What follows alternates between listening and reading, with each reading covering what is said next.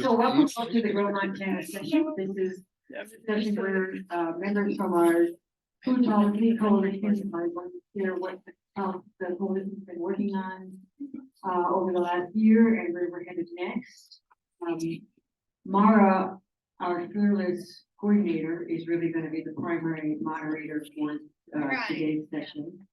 She's shepherded everybody and corralled us to communicate effectively and efficiently. So I'm just kind of filling time to get to where she needs to go on the system. And keep on talking.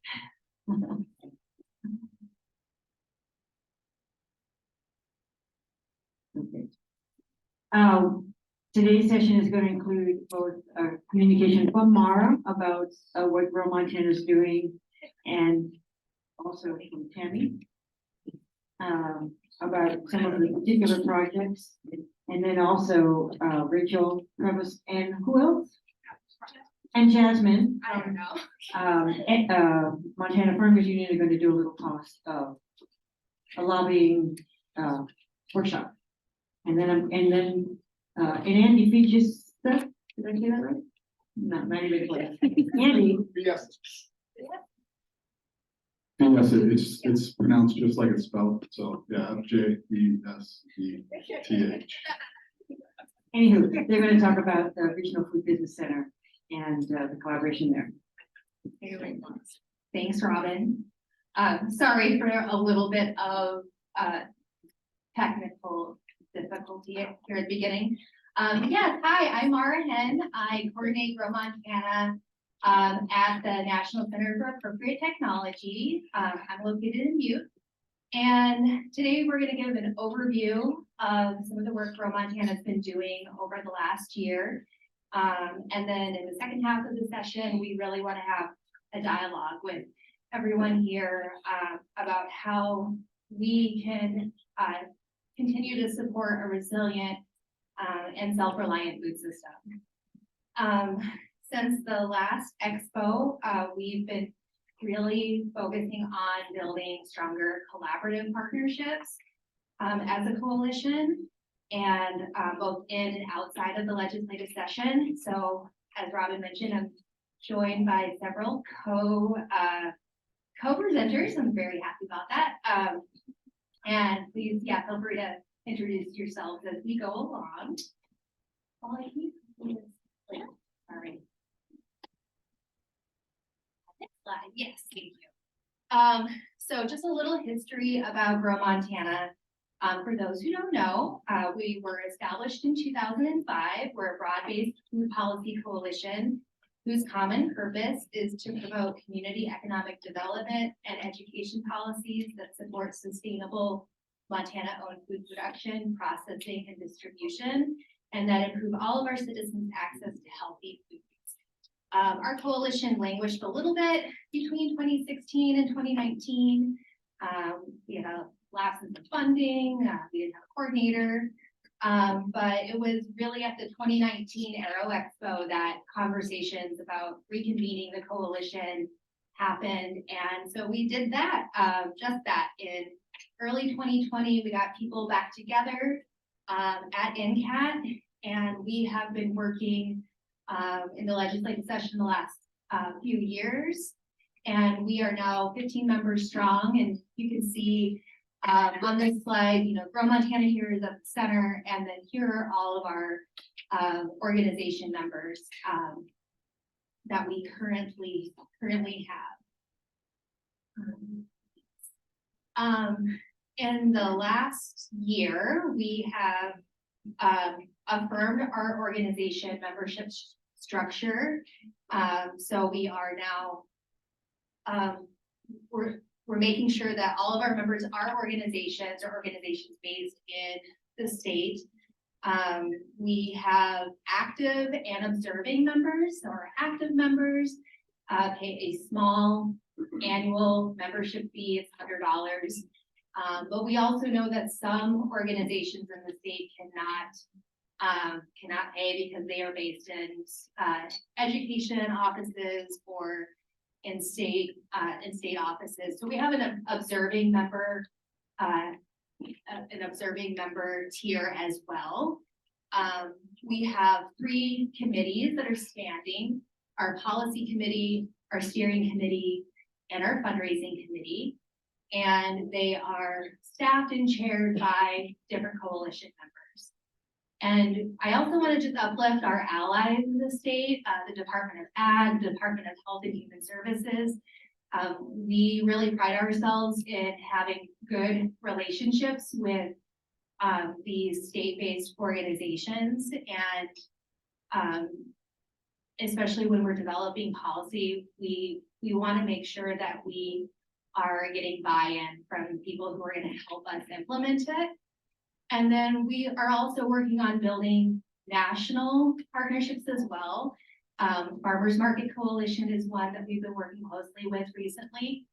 And then our member projects, I'm sure a lot of these are very familiar to folks in the room: Double Snap Dollars, Abundant Montana, of course, Harvest of the Month, Montana Farmers Market Network.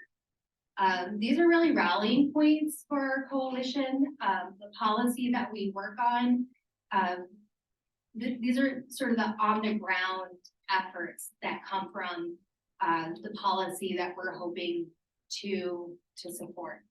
So next slide. And so one of the more recent collaborative approaches that we have been working on as a coalition is our Farm Bill platform and advocacy sessions. We received a grant, a small foundational grant that we all worked on together. And our goals with this funding and in developing a Farm Bill platform was to learn more about the Farm Bill, learn how to be better advocates on a national level, learn from some experts, and develop resources to share with citizens and stakeholders in the state. Our platform includes food security and access, soil health, farmers markets, mid-scale farmers and processors, competition within the Farm Bill, and we also did a sign-on letter, and which was delivered in DC, and Rachel, I think we'll talk a little bit about that later on. But we've also been doing advocacy sessions. We've had 3 so far. We have a 4th one scheduled November 1st. We have a QR code at our table that you can sign up, and Ben Feldman from the Farmers Market Coalition will be joining us to talk about farmers market, Farm Bill advocacy. So I'm really excited about that. And again, like, our goal with this is we're not the experts on Farm Bill, but we want to learn. We want to learn more about it and help our citizens and citizen stakeholders learn more about it as well. And let me make sure I have anything else in my notes before I hand it over. So I had a slide that's not in here. It shows like that collaborative approach, but no worries.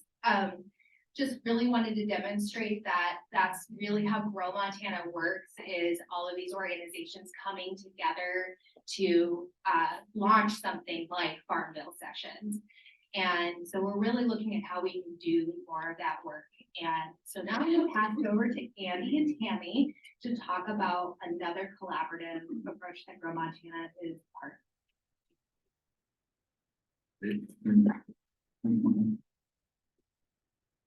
Thanks, everyone. Thanks for inviting us here to be here today and speak to you all about this.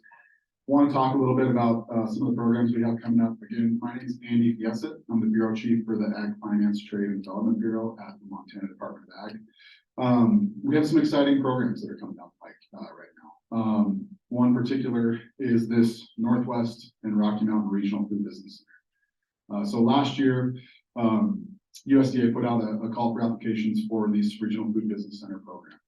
They were encouraging states to collaborate and form these essentially partnerships to kind of tackle issues that maybe are a little bit more specific to the regions that they're in. And so an effort kind of developed here in Montana with a lot of different partners. I'm really excited to say. Montana State University, Farmers Union, Farm Bureau, Grow Montana, and then a few other folks involved in there as well. You can go to the next slide on this. So kind of what is that, right? It's really, excuse me. It's really a program that is really focused on technical assistance, capacity building, and coordination, right? It's wanting to say, okay, what are some strengths that exist in your state that maybe you can help create some new linkages to? And additionally, what are some strengths that exist in the region that we can bring into your state and talk a little bit more in depth about these issues? So we put together an application with 8 other states, or 7 other states. We were one of those 8, and put that into USDA. They came back and they dropped 2 states. We lost Arizona and New Mexico. They put them in a different region. And we ended up with the Northwest and Rocky Mountain Regional Food Business Center, which is Colorado, Wyoming, Montana, Idaho, Oregon, and Washington. As part of this effort, there are basically state teams. So we're going to have a state team and kind of let Tammy talk about that a little bit too, because part of that is the steering committee that's going to be involved with that. But there's also theme teams, and the group kind of said, like, what are some themes that are confronting, our area? One of those is niche meat processing, resilient animal protein supply chains. I think that's what they've changed their name to now. One of those is scaling food entrepreneurs. One of those is kind of right size investment. And another one is sort of climate markets for climate smart commodities. So all of those things definitely are relevant to Montana. And I'll say that, kind of when we sat down and started, you can go to the next slide. My slides are, more informative. I'm not going to speak to them or read to them, but anyway, when we sat down and looked at this, we said, we are really, really lucky in Montana to have a pretty incredible network of groups working in this space. And I think for us, the department, we kind of start with our Food and Ag Development Center program. I hope most of you are aware of the Food and Ag Development Centers. I know there's a few of them here today. But when we think about the work that they do, really they're the technical assistance wing of the department, right? And that can vary from access to funding to, a certain certification, HACCP, that kind of stuff. But they're really the boots on the ground, right? And they're working with the local community members, but also with, other allied NGOs to really move the ball down the field when it comes to food systems work in Montana. And I think that we kind of look at that from a little bit more of like a business development perspective, right? We have our growth through agriculture program and a few different other programs like that. Really trying to help folks, get into this and then scale. Again, we've got our themes as a part of this. So resilient animal protein supply chains. Tommy Bass with MSU Extension's co-lead for that. Scaling food entrepreneurs, Jan Tusick is on there, so that's great. We're excited about that. We're TBD on these other 2. We had some representation that was going to be a part of that, but had some people move on, and so we're looking for some new roles for that within MSU. I think the thing, so this is very nebulous, right? It's a big federal grant. I'll say that we're really excited because I think this is maybe the most partners that we've ever had on one project. And I think that a project of this scale demands that because we want input from everybody. We want to know our blind spots. We want to recognize that we each have strengths and that those are not similar all the time. And so how can we leverage each other's strengths? So we've got this funding. We're going to be launching that this fall, really focusing on some technical assistance and engagement opportunities to kind of introduce the concept here. So likely next year that we will have some sort of conference that will kind of launch this for us, probably have some theme representation there to talk about things. You can go ahead and go. As I said, we're really excited about the partners that we have at the table so far. And it's been a very collaborative effort in the application phase. Probably about a year ago was when we started on that. And we were able to really get a lot of voices at the table and talk really about, what are our strengths? What are our weaknesses? Where can we, kind of identify some new areas to move forward? So, yeah, that's the Regional Food Business Center.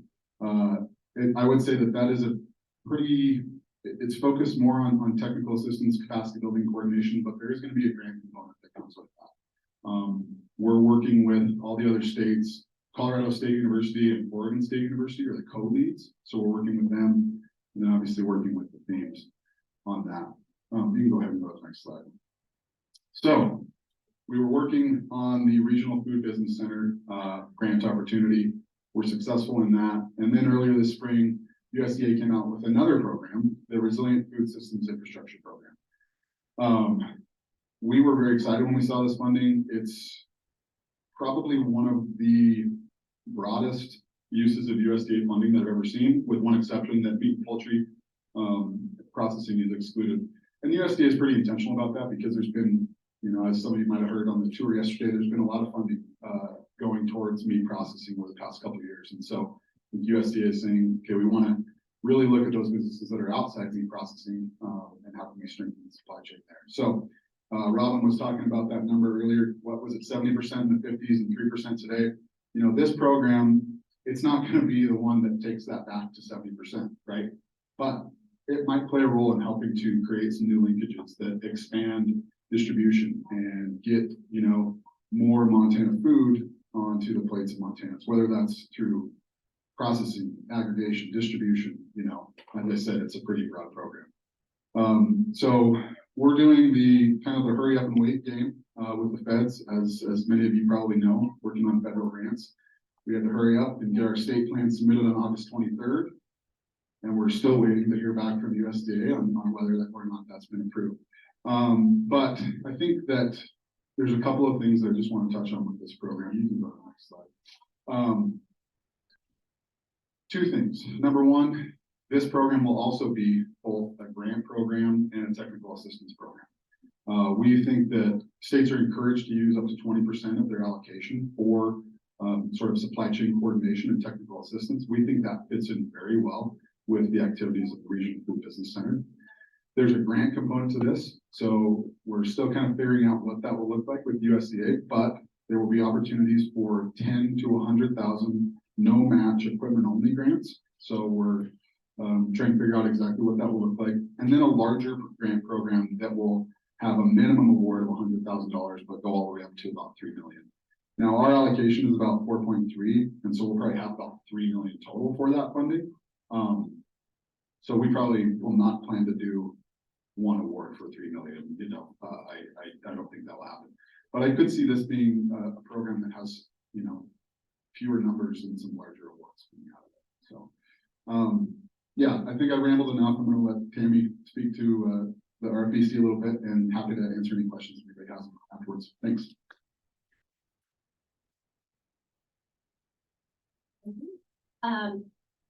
So I'm talking from the perspective of a Grow Montana Coalition and steering committee member, and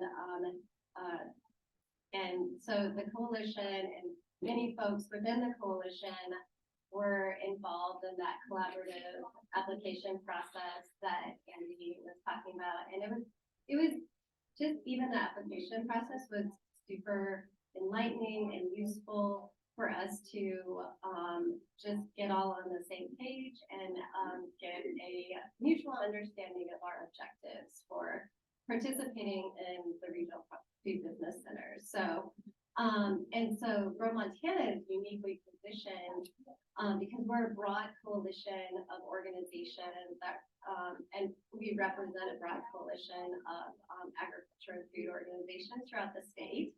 So many of the organizations that are participating in Grow Montana are uniquely positioned for that technical assistance piece to kind of help those food and ag development centers in, because we work a lot with producers and ag businesses on that technical assistance component. And so, but we also have our own objectives for participating in the Regional Food Business Center Steering Committee. And so some of those are, one, making sure that small, medium, and underserved producers are and food businesses are represented in that grant component and that grant program. And then also ensuring that it is so nebulous right now, but we want to make sure the focus of the program stays with local food and ag businesses, and keeping that in, that local food and agriculture for Montanans, and the whole supply chain. And then finally, we want to continue to focus on, we want that convening that Andy was talking about, that conference. We want that to really focus and elevate on challenges and opportunities in buttressing Montana's food self-reliance. So that's kind of why, that is why Grow Montana and our coalition is on the steering committee, and we're so thankful to be able to participate and help in moving the needle. So, and I'm also happy.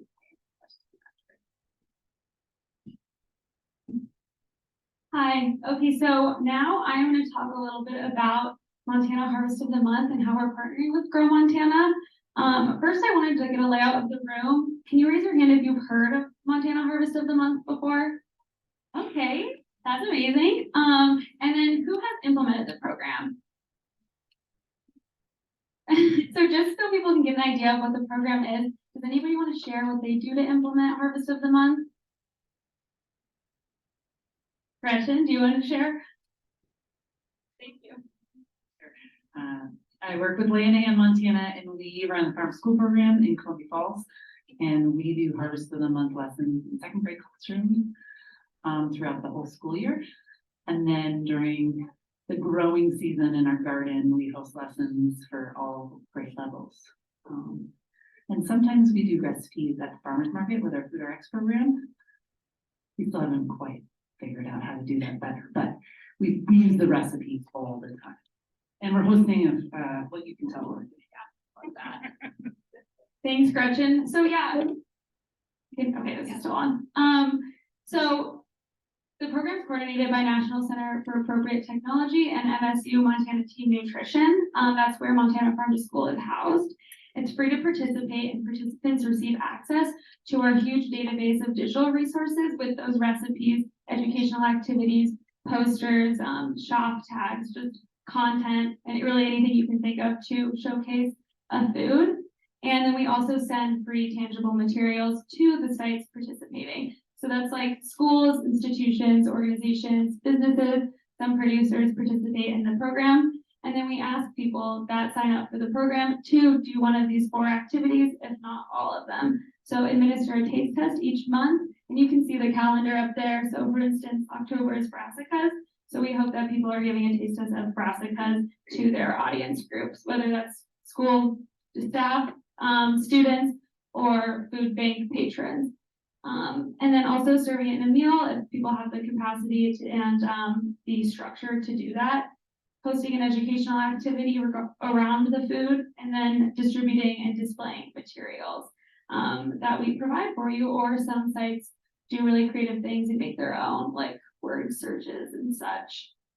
So the primary goals of this program are to promote local healthy food to Montanans and support Montana farmers, ranchers, and food businesses.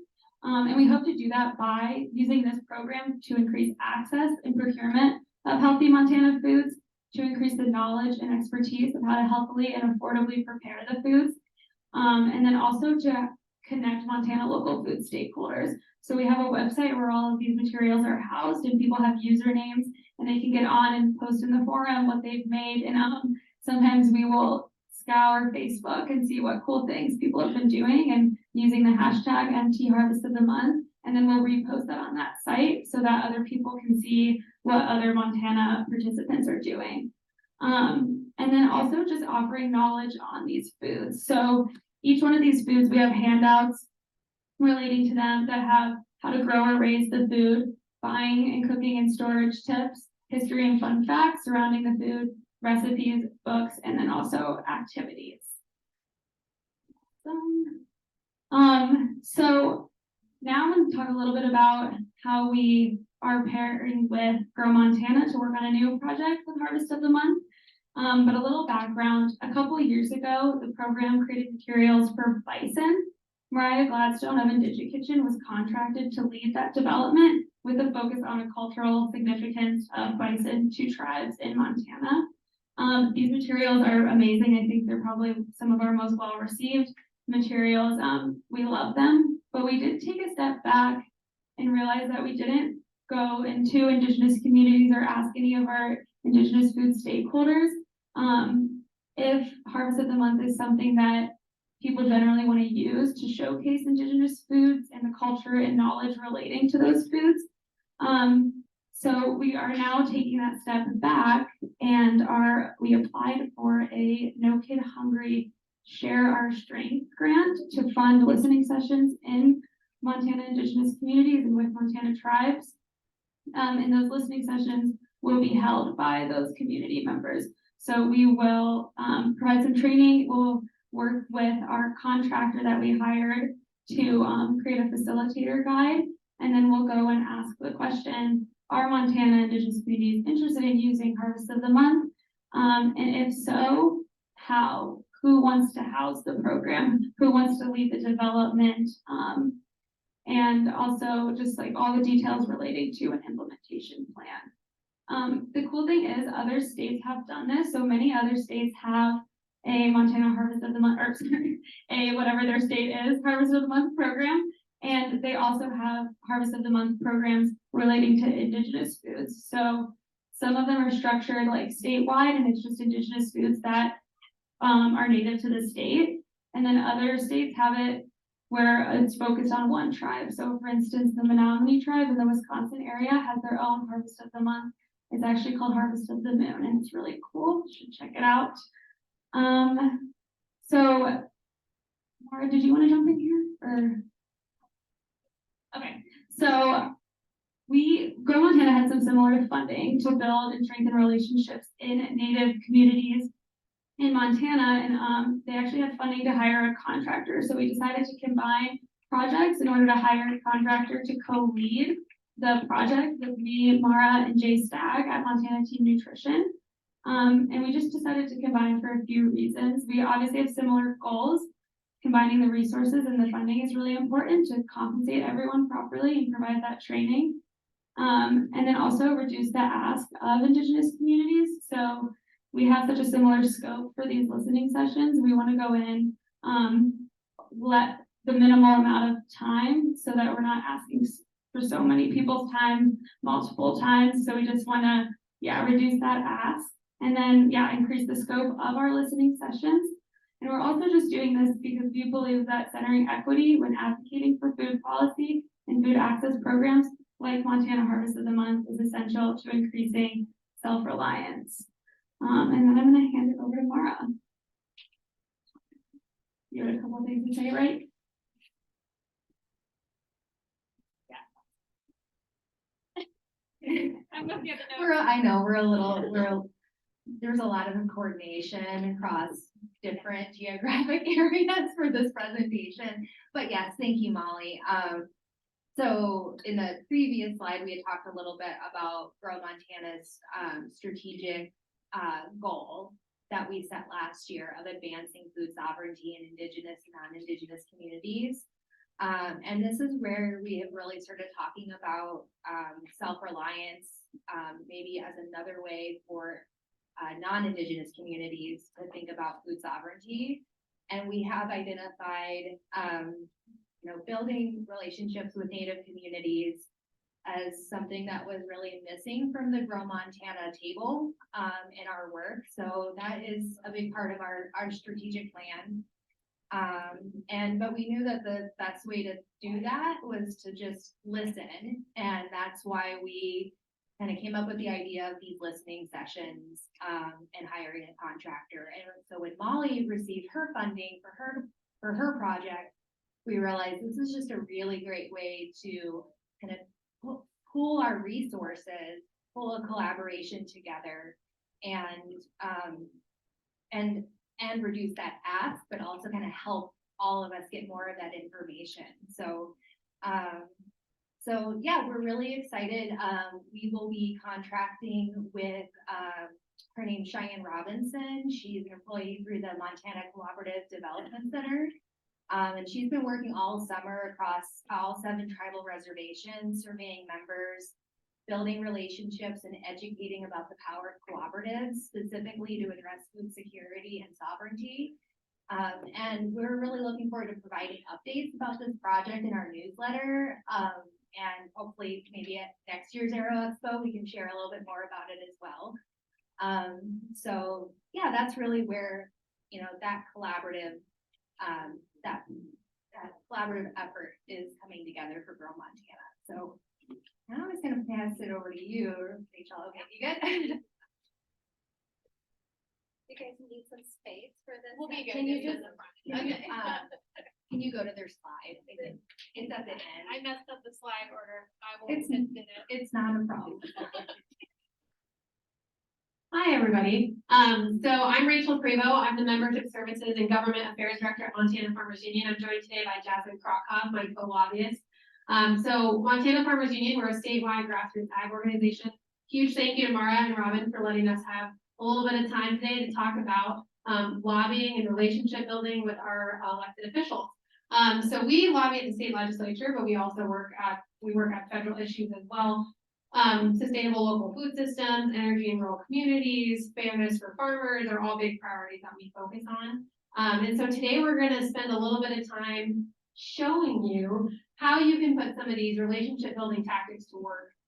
Because one of the best things we can do with all this great information that we're learning is talk to the folks who are making decisions for us in Congress, at the state legislature, even our county commissioners, even, you know, boards and committees in your local community. I will provide a little bit of a farm bill update and a little bit of a fly-in update at the end, but I want to dive into the successful lobbying visit and relationship building tips. There's some handouts that are going around the room. This is actually like a lobby visit roadmap to help you plan a successful roadmap because preparation is part of it. And then there's also another handout that's the leave behind material that we use at our DC client that just shows you how to build good material. So I'm going to pass it off to Jasmine and she's going to take it from here.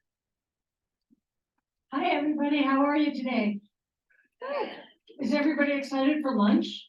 Yeah. I'd like you to raise your hands if you've ever lobbied anybody for anything. Yes, you guys rock. You're doing great. One of the most effective ways for you to influence a legislator, a policymaker of any kind, is by meeting with them directly to conduct a lobby visit in person or virtually. And the meetings that you have are a chance to discuss your concerns, learn their perspective. That's the part that a lot of us miss, is that we need to be listening. The best way to create a relationship with somebody is to listen to them. And usually a lobby visit is something that you request and you schedule with the policymaker but the tools and the format of the lobby visit and even the lobby visit roadmap, they can also be a good template for you to use if you run into your legislator at the grocery store, or you have an elevator moment where you get to talk to them for 5 minutes, or even if you wanted to write a letter to the editor, it's a good roadmap for that. So you're getting these lobby visit roadmaps being handed around right now. And on one side of it, you have the opportunity to plan for your lobby visit. So all of the people that are going with you to lobby your policymaker, this gives you an opportunity to put down all the things that you're going to need, because all of you people who have lobbied before, was it nerve-wracking? Right? Did you feel like you didn't know what you were doing and that maybe they were going to railroad you and say stuff that you didn't agree with, but you didn't know how you were going to respond? Yeah. So that's what the planning helps you to do, is that you know who's going to say what when in the lobby visit. You know, it's not written in stone. You can mess with it, but writing this stuff down to plan your lobby visit before you go in is really helpful, because you're at a disadvantage. Because if you think those are people who are special, they're not. Right? And then on the back side of it, you have the lobby visit roadmap itself, where you have step-by-step checklist of the things that you're going to do. Introduce yourselves to the legislator and introduce your ask of what you're there to ask the legislator to do, and telling your personal stories personal stories are the very best way to influence your legislators because they have access to policy. They don't need you to be a lawyer to explain them the policy. They need to hear how this policy affects their constituents. So your personal stories of how this is going to affect you, you can have a chance to get that in your mind before you go into the lobby visit. And so this is the step-by-step instruction. And so now Rachel and I are going to do a mock lobby visit. And in this scenario, Rachel is a newly elected representative to the Montana State Legislature. That's not a plan. Right, yeah, it is a plan. In some of our minds, it is a plan. But, and I am a lobbyist and I'm just a citizen. And I really want to start a community solar program in my area. So I've asked Representative Prevost for some time. So, hi, Representative Prevost. My name is Jasmine Krakow, and I'm with the Montana Farmers Union. And here's my card with all my contact information on it. Let's see. I am a retired postmaster, and I am currently now in Nyhart, Montana, where I do some homesteading. I do a lot of forest generation, and I raise some crops and things like that. And right now, today, I have an ask from the state legislature. Can I ask, how much time do you have for me today? Nice to meet you. I've got about 5 minutes before I've got to run over to committee. Okay, thank you. I'll make this brief. I also wanted to thank you for your work on the Energy Committee. I hear you got assigned to that, and I know it's a steep learning curve. So I'm really appreciative of your willingness to take that on. And I wanted to ask you today to vote for Senate Bill 399, which is for community solar. Community solar is a way for people to build solar projects as a community and to sell the extra power produced back to the grid at a fair price. This would provide income for rural Montana residents, our farmers and ranchers. Are you familiar with the policy? So here's the deal. I've heard about this bill. I'm not a fan, okay? Coal is important in Montana. We need jobs in coal strip, and everybody wants Montana coal. It's the best coal in the world. So I don't think I can support this community solar bill. I guess I need more information about it if we're gonna have this conversation. Oh, great. I'm so glad that you're willing to learn more. I have this handout for you that has some of the key points about the community solar bill, Senate Bill 399. And I am more than happy to follow up with more information later. You have my contact information. But I just wanted you to understand that this bill would not compete with coal. It's a way to provide relief for Montanans who are feeling the impact of rising energy costs and the even higher energy costs that are possibly coming in the next months. So right now, Montana's farmers and ranchers and regular Montanans, they don't have the freedom to choose the energy they want. I was wondering what strategies you might support to help regular Montanans the freedom to choose the energy that we want. I guess I have some concerns about these large solar arrays. They're so large and they take up so much of our land. I don't know if there's any strategies at this point because I do need to read this material that you've given me. But I just really prefer coal. I do think it's more reliable. You know, we get negative 40-degree winters here. We need to be able to depend on that. The sun's not shining. Solar arrays aren't going to help us. I really am not sure about this community solar deal. You know, I got farmers and ranchers in my region, and this hasn't been a concern that I'm hearing from them. I know this is something that I'm hearing in the legislature, though. Oh, well, we have plenty of farmers and ranchers who'd be happy to share their experience with you. I recently got a solar assessment done for my home, which is way up in the mountains where you would think you don't get any sun. And I was surprised by how far the technology has come. I know coal's been a long and important and reliable energy source, through our monopoly energy supplier, but now we have this opportunity to add into our energy mix. So, I would love to follow up with you in a couple of weeks before the bill gets heard in your committee. Would that be okay? That sounds good for me, good to me, and I appreciate you taking the time to tell me all about this. Thank you so much for your time, Representative Prevost. Have a wonderful day. So I was really dramatizing, just for the record. We just want, that's a very kind of issue that's very obvious to show different sides of an issue. So that's a lobby visit, that's what it feels like. And if you prepare and use the roadmap that Jasmine was following along with, you can definitely feel more prepared to have that conversation. And we'll take more questions at the end. I guess, Maura, you probably want us to chat about the fly-in a little bit. Okay. So, Maura mentioned that there was a fly-in, DC fly-in. So Montana Farmers Union, Jasmine and I took a group of member producers to DC, and we lobbied all of Montana's congressional delegation. And we got to chat with other folks from other states, like we spoke to representatives from Florida, Georgia, North Carolina, South Carolina. We got to talk to them about Montana Ag.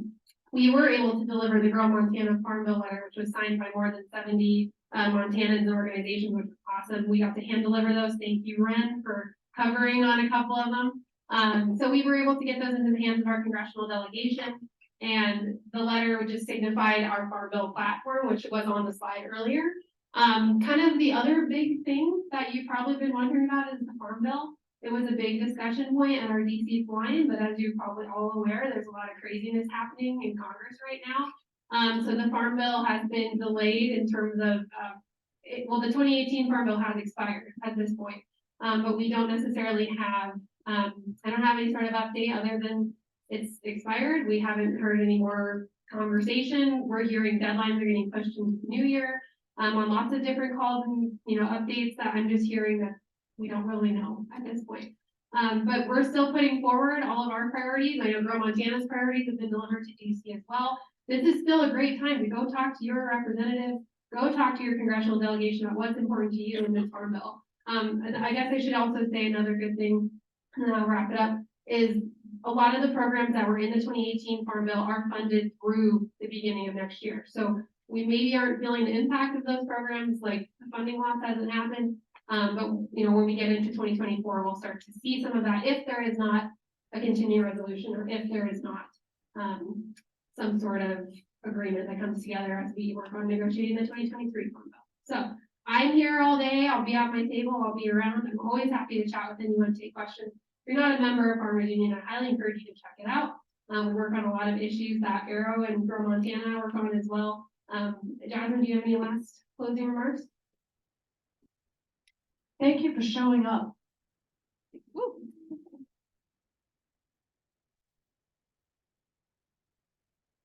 Thank you, and thank you to my co-presenters.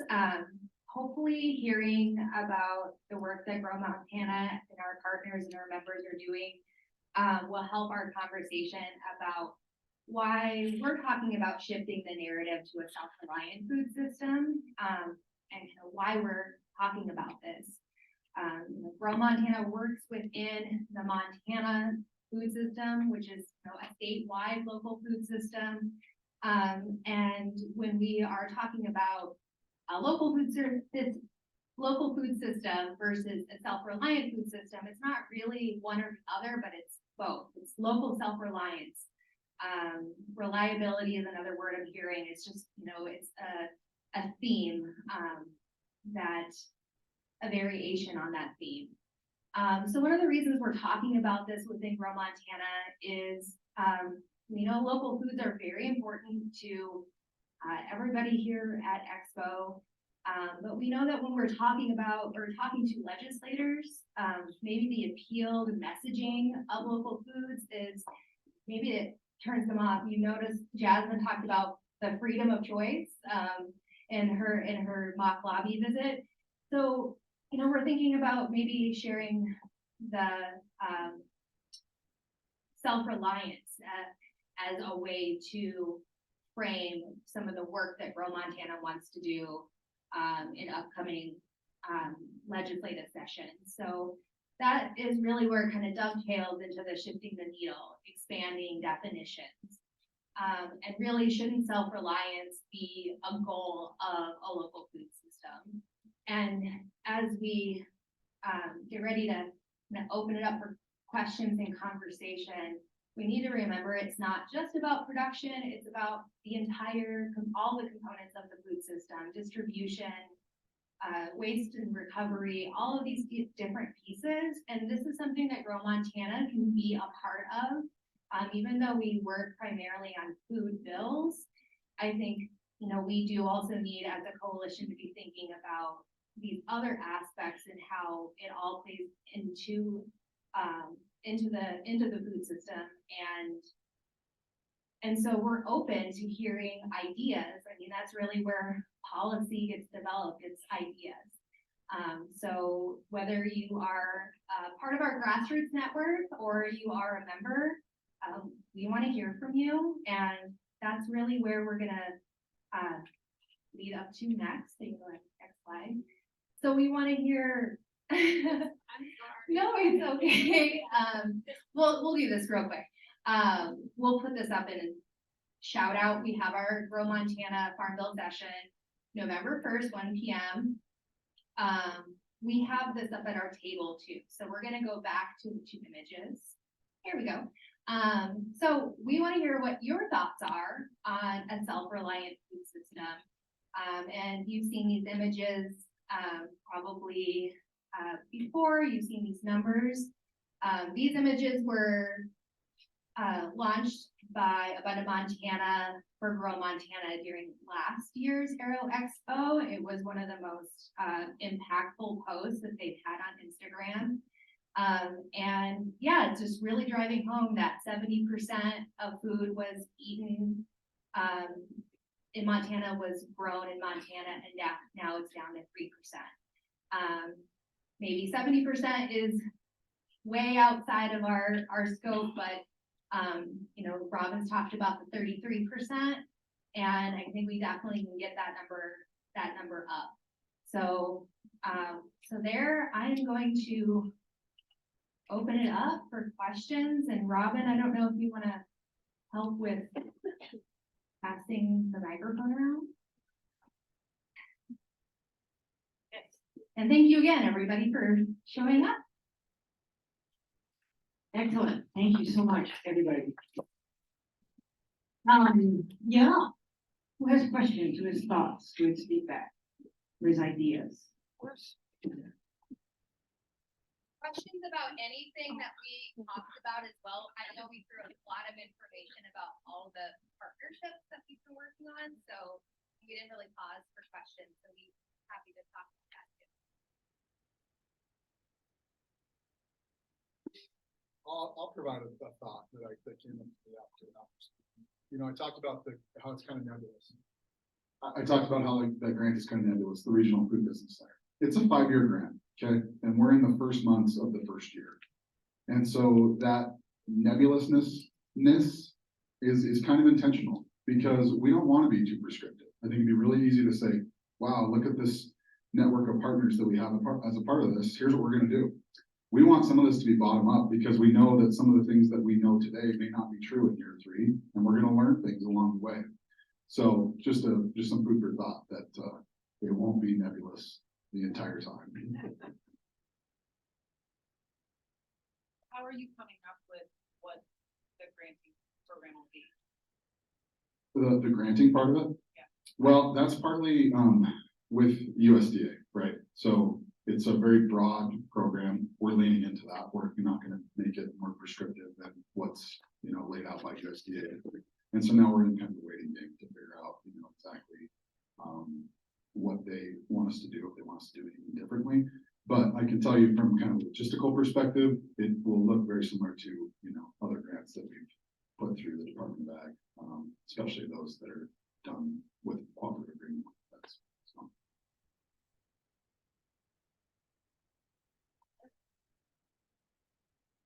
Concept of understanding the landscape of food system work in our state is on our mind. It's certainly on my mind. It came up at our last Grow Montana coalition meeting.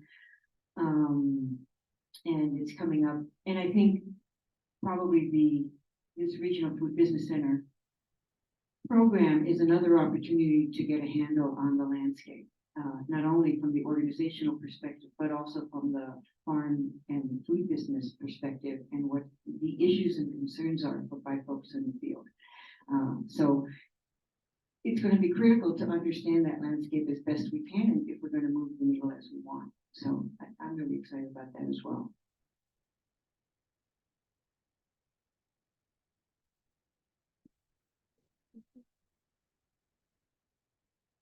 And kind of piggyback off that too, if you have any curiosities of like what's happening in the local food sphere in Montana, I know a lot of you all are dialed in with that, but like all of this group and a lot of you out in the audience are great resources.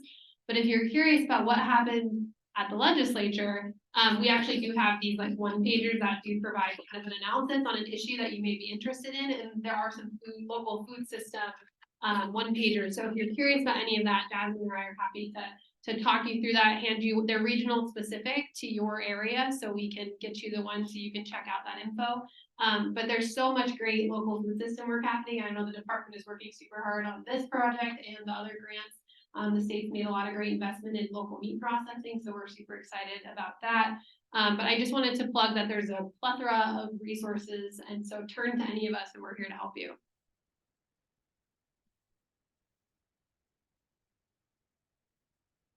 Ideas? Thoughts? Oh, we got one. You hooked one. Hey, yeah, I'm interested in a couple things. First of all, maybe talking about what infrastructure for processing looks like and what the kind of initiatives are for that, and also distribution. I spent a lot of time in the service industry and understanding how difficult it is to make the decisions between like local quality processed stuff and your bottom of the line Cisco stuff. So how, like, what are the initiatives, maybe you guys can speak to, like, how to compete, how to market those products, so that they would be ubiquitously available and not luxury goods in Montana.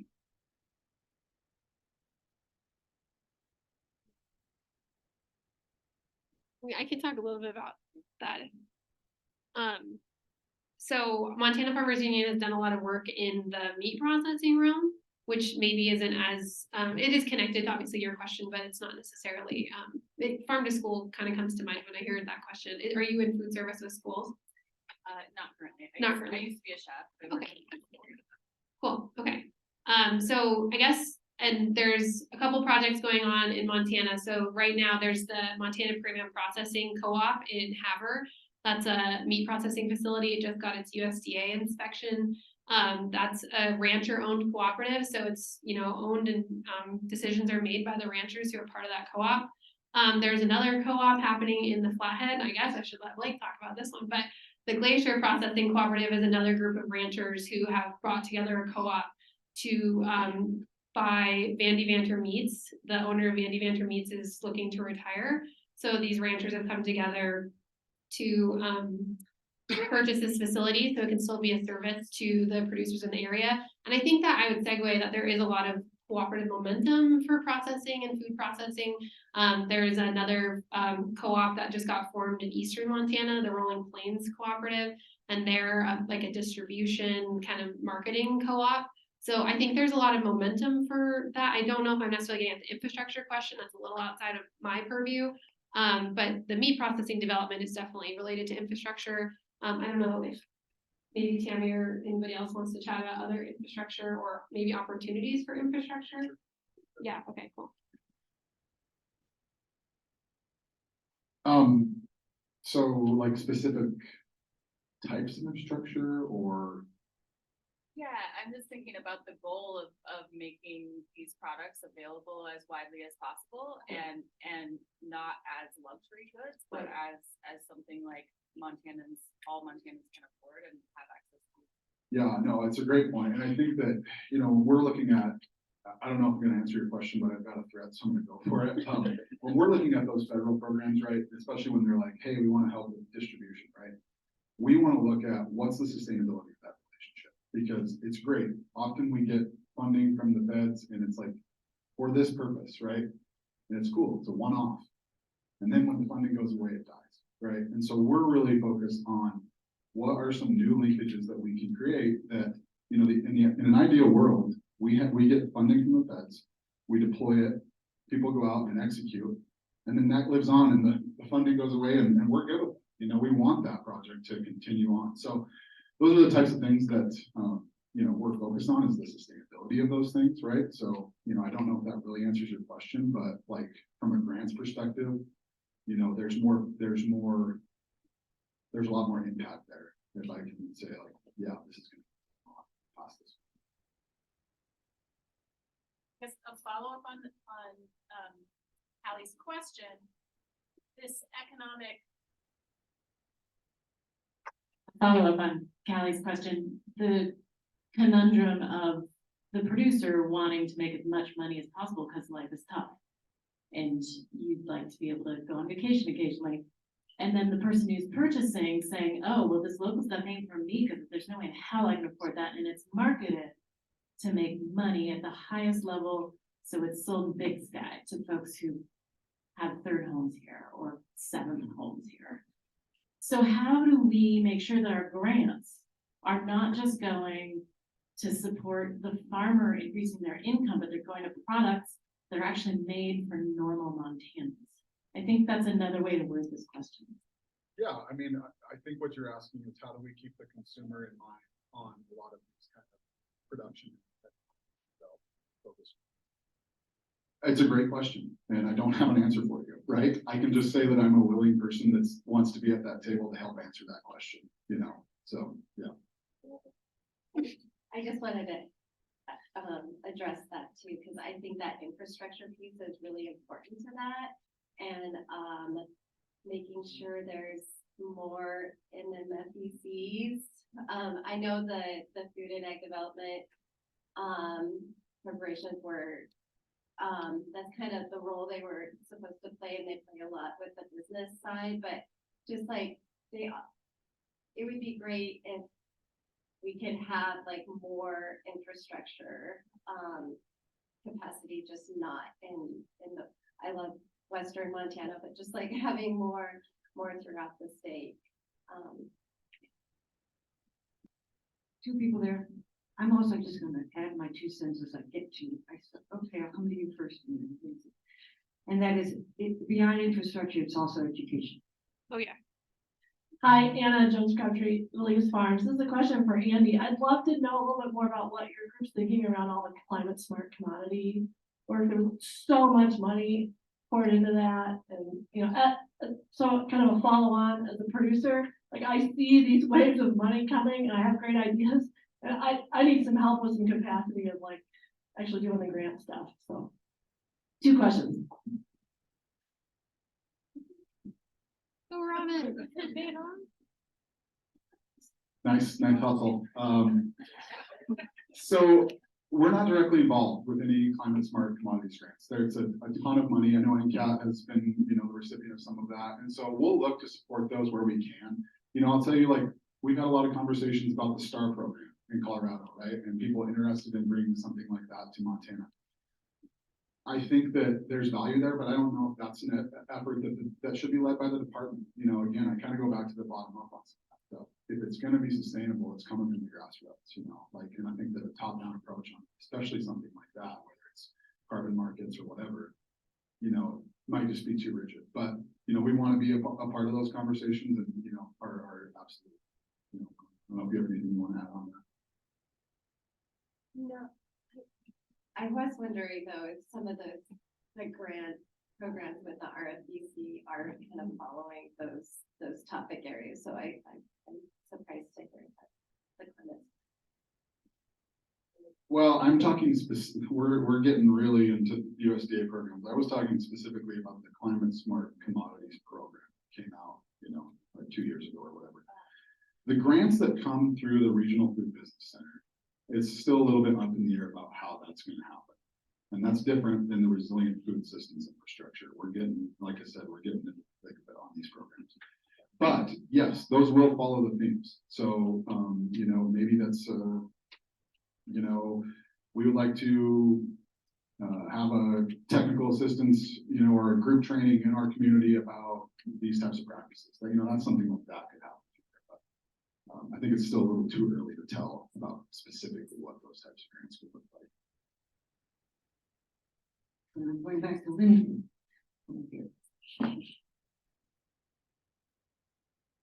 I was just gonna add our 2 cents on what we're working on as far as infrastructure. So we're building a food hub in Great Falls to work with the other food hubs, like the producer one she mentioned, and several others across the state, to build some infrastructure for connecting all those pieces, to get the Western Montana food to the eastern half of the state and the eastern half of the stuff to the western half of the state. We have consumers as one of our membership levels so that they get a vote and a say in how this is done. So if you have questions about that side, happy to answer. And then maybe we can replicate some of these models. But I mean, there's a lot of food hubs popping up, and we're trying to address that infrastructure piece in a way that is community owned. Okay, next question, thought, idea, perspective.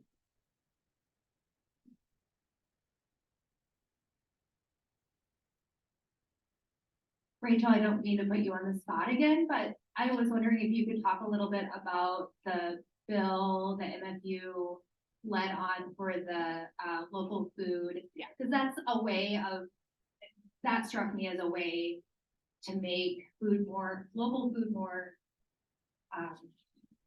accessible. Yeah. I will talk a little bit, then I'll probably pass off to Jasmine too, so she can chat. So actually, this did come to mind after when the other conversation was happening. So we worked on it was SB 537, if anybody wants to look up the specifics online. But it was the shelf space for Montana food bill, because distribution is a huge gap that a lot of producers face, but also like competing to get product on our local grocery store shelves is another big issue that a lot of producers face. So we brought a bill that would have had a tax incentive for retailers to provide shelf-based Montana food. We've got like 1,000 pages of one-pagers, so please come get them. Come learn more about all these. But this bill was a bill that would have, I mess this up every time, so maybe I need to say it, but it would have provided basically incentive for them to leave, like have the shelf space available, so they could have deducted before the product sold off the shelf. Is that correct? So it was a food promotion bill that would allow retailers to write off the cost of Montana grown foods before they sell it. The way that retailers do it now, they can't write off that cost as a business expense until after they sell it. This way, they could write off that cost as a business expense before it sells. That would incentivize them to keep those Montana products on their shelves. It also would give them the opportunity to write off the income tax on Montana grown food. And when we carry this bill, we have a one-pager on it, so each one of our one-pagers addresses one region in Montana, one of the Montana Farmers Union regions. So you can see how your legislator voted on this, and you can contact, and we have their phone numbers here, so you can contact them and ask them more about it. And that would give us great momentum for next session. Yeah.